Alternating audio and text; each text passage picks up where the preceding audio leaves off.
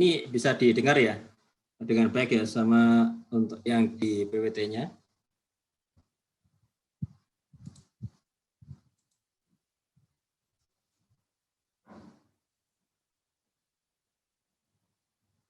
Apakah bisa didengar sama dilihat dengan baik untuk yang di PPT-nya?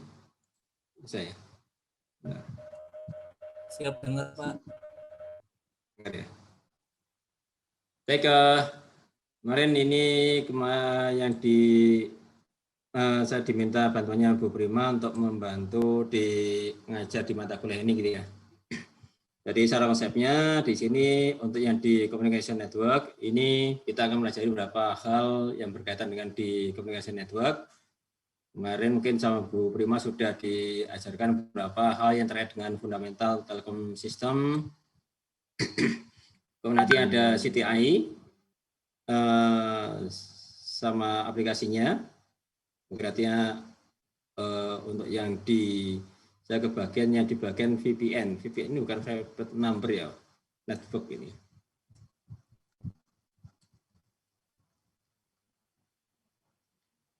Kemudian nanti yang sini untuk yang di wireless communication sama untuk yang di wireless networknya sama di cellular networknya. Jadi ini kemarin ini saya diminta bantuannya untuk yang di ngajar bagian ini. Kemudian nanti untuk yang di bagian teorinya, mungkin nanti di sini saya akan ngajar yang di ini OTS-nya kan udah minggu kemarin. Jadi yang di sekarang kita masuk ke minggu ke-9 ini network. Kemudian nantinya di minggu depan ini Bu Prima lagi yaitu tentang IP teleponi. Baru setelah itu nantinya ke saya lagi ke menjelaskan tentang wireless network sama untuknya di cellular network. Jadi karena untuknya di komunikasi seluler nantinya di sini dia itu hubungannya untuk yang di jarak ya. Kalau di wireless network nanti di sini dia itu kita akan banyak bermain di jarak yang pendek. Nanti dari Bluetooth, RFID, kemudian di sini ada Zigbee dan sebagainya.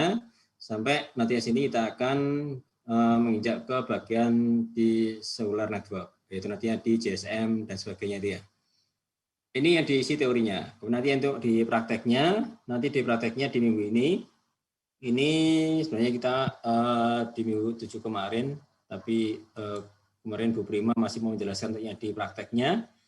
Yang untuk di prakteknya, nantinya di sini saya akan yaitu mulai menjelaskan tentang di Cisco VoIP-nya.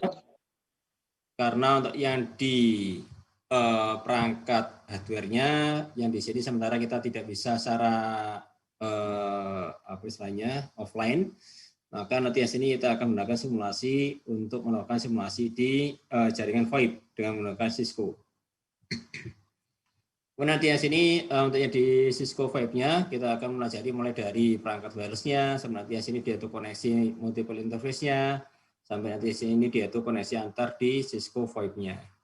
Nah, kemudian nanti di sini kita akan mencoba untuk melakukan perencanaan jaringan RF yang di jaringan aksesnya menggunakan ATOL, sama nanti di sini setelah kita melakukan perencanaan jaringan RF-nya, kita juga akan melakukan optimasi. Jadi kalau di ATOL-nya dia dipakai untuk yang perencanaan jaringannya, RF planning-nya, kalau mau analyzer ini dia dipakai untuk di RF optimization-nya. Jadi kita nanti di sini dia itu gimana untuk melakukan optimisasi suatu jaringan. Ya. Kemudian setelah itu kita akan bahas yaitu di SDN, Software Defined Network, karena kedepannya ini kondisinya untuk yang di jaringan ini dia itu akan banyak menggunakan berbasis ke software, karena semua kontrol di jaringannya nanti di sini dia akan dilakukan oleh sebagai software. Jadi kayak di jaringan PTS dan sebagainya, itu nanti dia akan bisa dilakukan controllingnya dari sebuah SDN. Kemudian nanti yang di minggu 14-15-nya kita akan membahas yaitu yang di WIPA-nya. Untuk yang di WIPA-nya ini nanti akan, karena kita juga tidak bisa secara offline, mungkin nantinya sini akan saya berikan yaitu nantinya beberapa ini ya, pakai simulasi, pakai paket tracer menggunakan WIPA-nya itu ya. Karena di paket tracer yang saat ini dia juga sudah bisa mensupport dari perangkat kayak IoT dan sebagainya.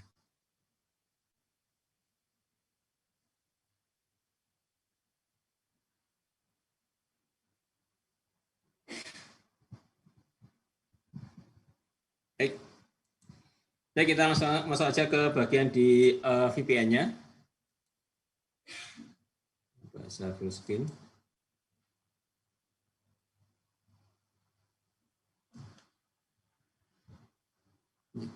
Sebentar, saya bikin ini dulu.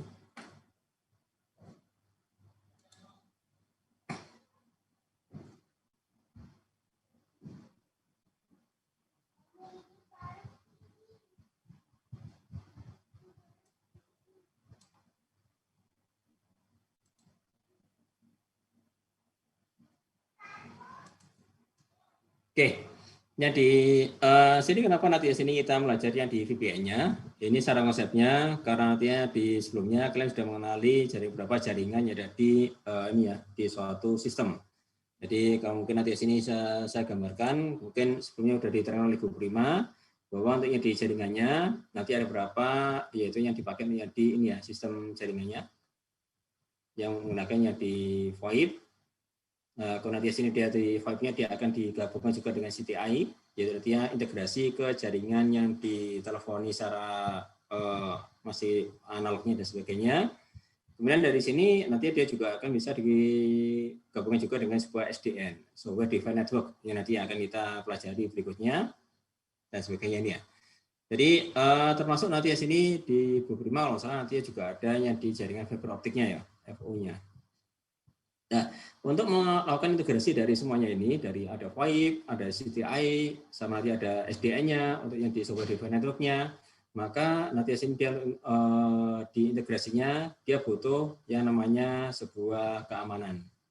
Walaupun sebenarnya nanti yang di sini saya tidak akan detail menjelaskan tentang di VPN-nya, karena sebenarnya nanti yang di sini ada mata kuliah sendiri, mungkin dari Pak Amang atau Bu Mika, yang akan menjelaskan tentang konsep di VPN secara detail gitu ya.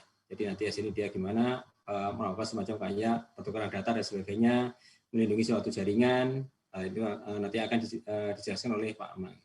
Yang di sini saya akan lebih concern ke pembahasan nantinya gimana dia akan dilakukan semacam kayak integrasi jaringannya dengan menggunakan VPN, dan di sini dia gimana suatu sistem ini dia bisa berkoneksi satu sama lainnya. Karena kalau yang di jaringan komunikasi ini, mata kuliah ini, nanti dia akan mencoba untuk melakukan integrasi ke semuanya. Itu baik itu yang di analognya, ke digital yang di sini, maupun nanti yang di integrasi ke berbasis ke SDN.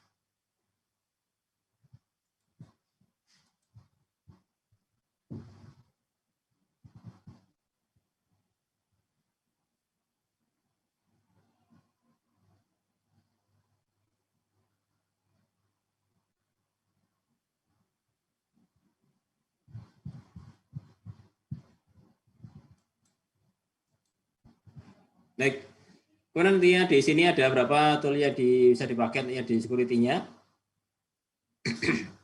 Jadi yang pertama nanti di sini ada namanya paket filtering.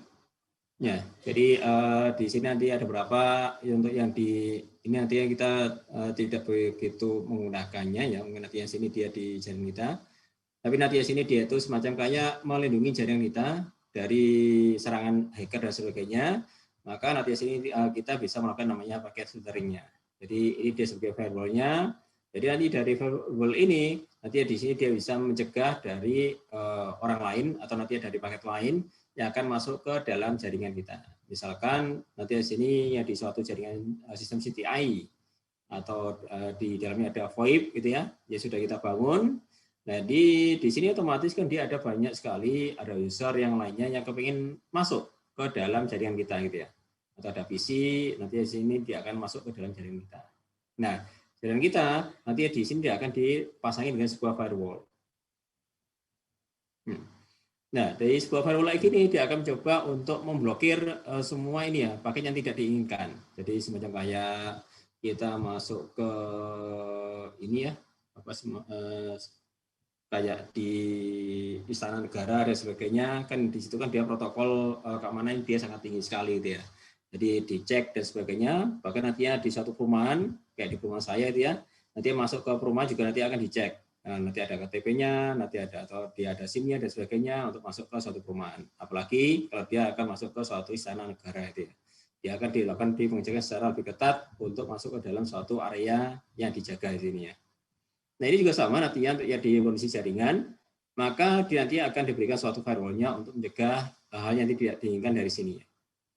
Nah, ini nanti juga ada namanya network address translation. Nanti di sini dia akan merubah. Ini ada namanya IP private-nya. Nanti di sini dia ada IP public-nya. Nah, ini dia akan diberi yang namanya NAT-nya di sini ya. Jadi NAT-nya dia akan melakukan perubahan, yaitu yang di sisi private-nya dia akan bisa koneksi ke sisi IP public-nya. Ya.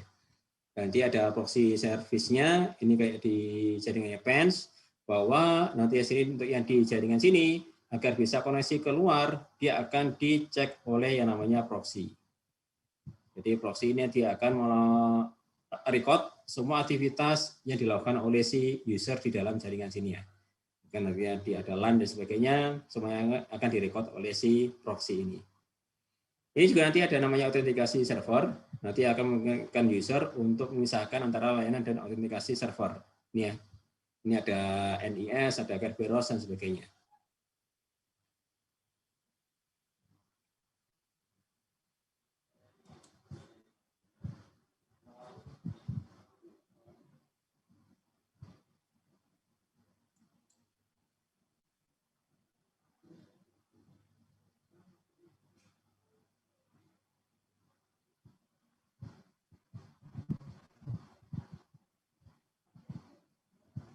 Yes.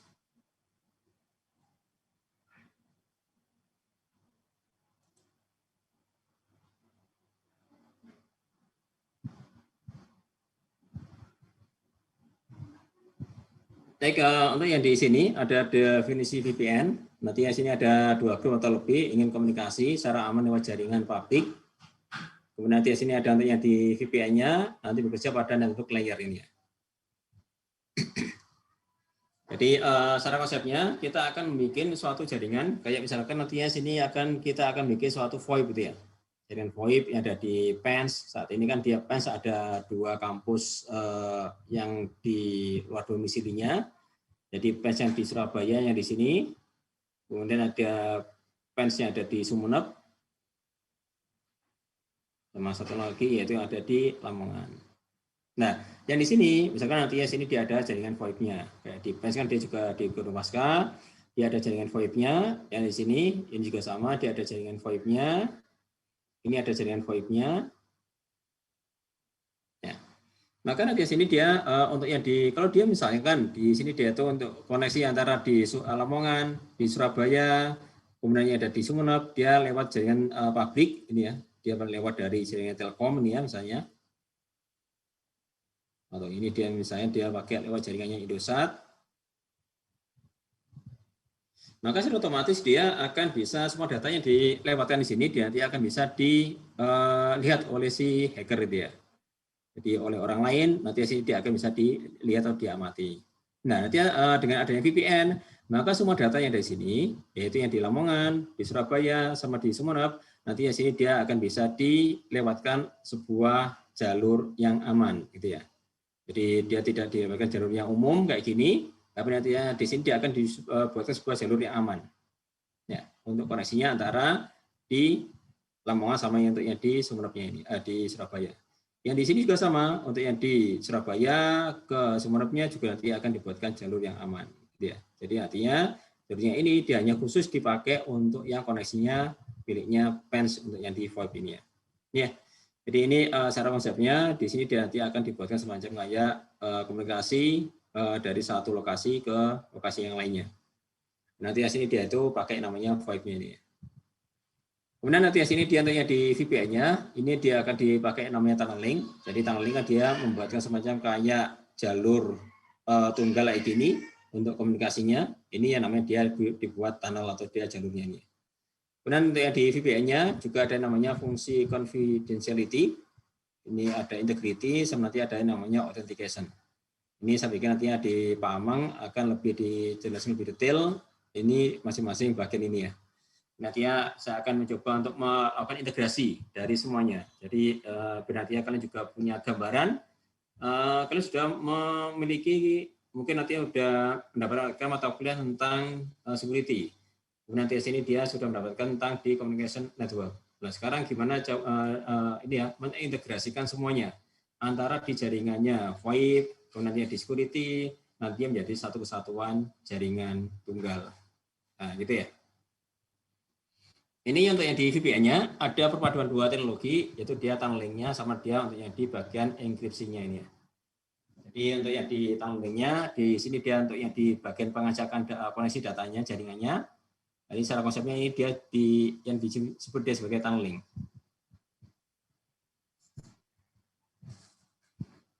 Nah, tunneling di sini dia nantinya akan diberikan semacam kayak sebuah enkripsi. Jadi semua datanya di sini dia akan diacak gitu ya. Jadi ini dia nantinya semua datanya dia akan diacak antara yang di Surabaya sama nantinya yang di Sumeneb. Untuk yang di teknologi enkripsinya nanti lagi mungkin nanti akan dijelaskan oleh Pak Amang oleh di bagian security ya, atau di security jaringan.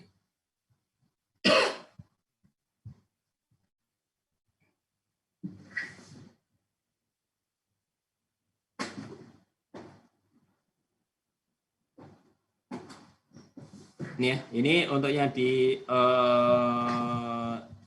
tunneling dan enkripsinya dan sebagainya. Tapi nanti yang di bagian enkripsi ini harus diperhatikan ya, jangan sampai nanti di sini dia itu ketika dia dipakai untuk yang di suatu jaringan kayak gini, nantinya dia enkripsinya tidak andal, artinya dia mudah untuk yang disadap oleh orang lain. Jadi kayak kasusnya mungkin kalian pernah melihat filmnya apa itu ya, lupa saya.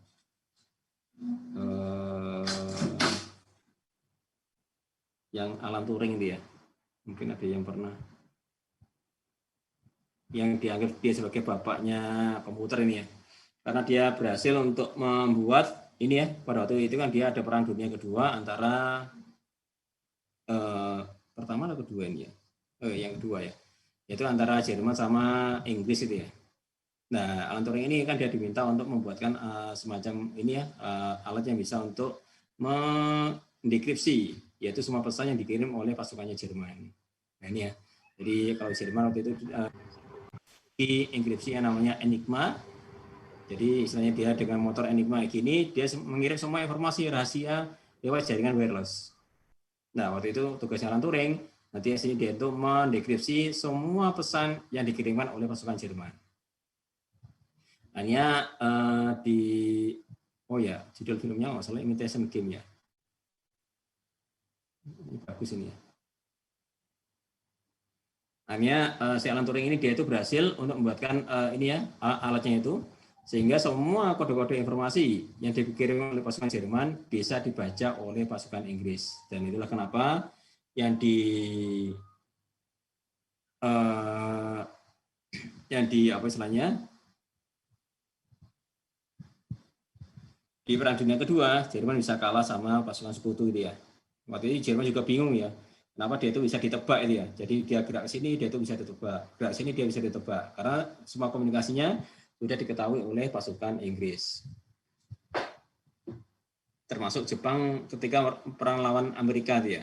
Jadi semua kode enkripsinya Jepang itu sudah bisa didekripsi oleh pasukannya Amerika. Sehingga waktu Jepang dia itu setelah menyerang Pearl Harbor, setelah itu kan dia menyerang Pulau Formosa atau apa ya, yang mendekati Amerika ya. Jadi dia waktu itu dia sudah mendekati Amerika, di sini ada pulaunya, ini ada pangkalan militernya Amerika, tapi karena dia bisa mendekripsi semua pesan yang dikirimkan oleh pasukan Jepang, sehingga dia bisa dihancurkan oleh pasukan Amerika nih. Jadi artileri angkatan lautnya dari pasukan Jepang nih ya.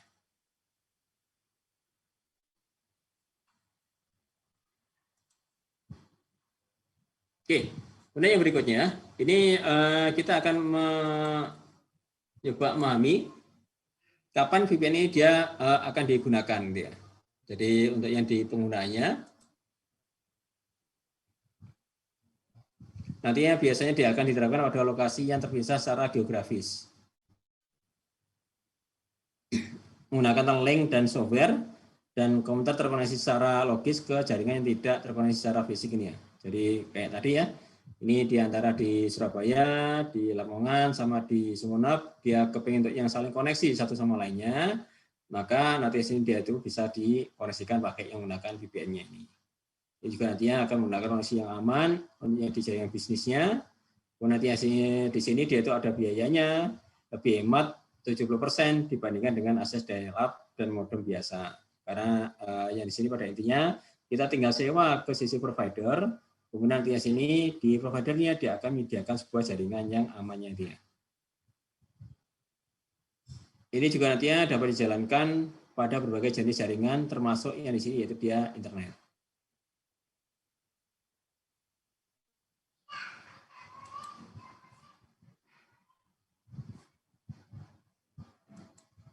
Baik, untuk yang di penempatan dari kriptografi sendiri, ini mungkin kalian sudah pahami bahwa di jaringan komputer itu ada yang namanya OSI layer. Ya. Jadi di OSI layer kan nantinya, kalau saya di sini saya gambarkan lagi, mulai yang dari sisi physical layer, nanti ada data layer, nanti ada network layer, nanti ada transport layer, nanti ada session layer, presentation layer, ada application layer. Ya, nanti sebenarnya di masing-masing layer kayak gini dia itu ada yang namanya sebuah enkripsinya ya, atau penempatan dari kriptografinya. Bahkan di physical layernya dia juga bisa dilakukan semacam kayak kriptografi. Jadi di bagian sini kriptografi, kemudian di data link layer, kayak di link layernya bisa di kriptografi, di bagian network layer bisa di kriptografi, bahkan di transport layer juga di kriptografi, sampai nanti sini dia, yang di sini dia akan masuk di bagian application layer. Ya. Jadi di semua layer kayak gini dia bisa dilakukan semacam kayak aplikasi dari kriptografinya. Jadi di sini dia aplikasi yang digunakan dia bisa lebih luas untuk penggunaan dari kriptografi di jaringan ini. Jadi tapi ini ya kembali lagi ke kitanya, semakin banyak yang di sini rumah kita kasih kunci, maka nanti di sini dia akan semakin tidak nyaman gitu ya. Jadi nanti dari sebuah rumah, yang misalkan nanti di sini dia ada rumah, ini kemudian dia ada pagarnya dia. Ini pagarnya, kita ada kuncinya, ada pintunya, ada kuncinya lagi. Mungkin nanti di sini dia ada kamarnya, ada kuncinya lagi gitu ya.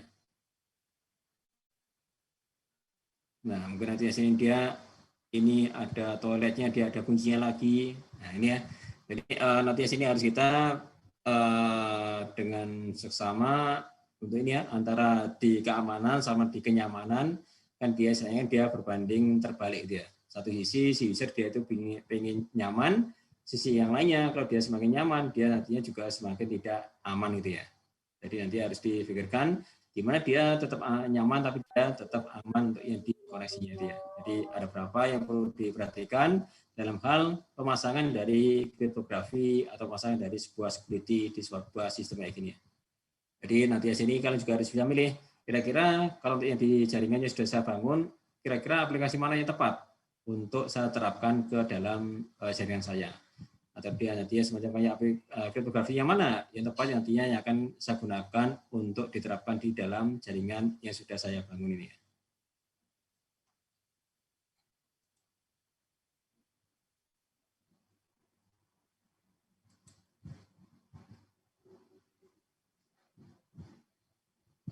Baik, yang berikutnya ini ada namanya dia itu teknologi VPN.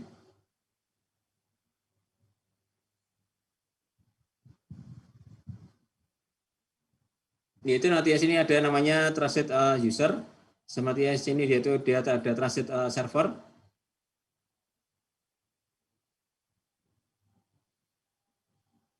Dan di sini dia nanti antara user ini sama nanti itu yang di sisi server, nanti di sini dia itu bisa dibuatkan sebuah encrypted tunnel ini ya. Jadi seperti kayak di PENS saat ini ya. Nanti misalnya dia di PENS ini, nanti ada misalkan nanti bisa dari rumah itu ya. Ini dari rumah misalnya. Nah, yang di sini dari VPN client ini nanti dia akan bisa koneksi ke sisi jaringan yang miliknya PENS ini ya. Jadi kayak saya dari rumah, saya nanti akan bisa mengakses sebuah MIS. Mungkin nanti kayak ke kalian juga.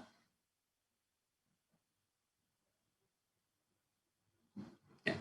Jadi nanti untuk ID koneksinya saya akan menggunakan sebuah VPN connection kayak gini ya. Jadi dari PC di rumah saya nanti dipasangin dengan sebuah VPN atau Open VPN, OVPN ini ya.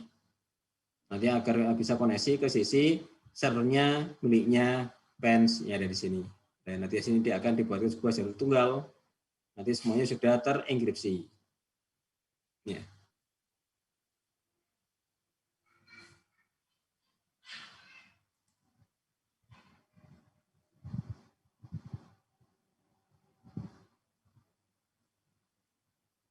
Oke, ini masih ada nih sebelah. Kita break sebentar.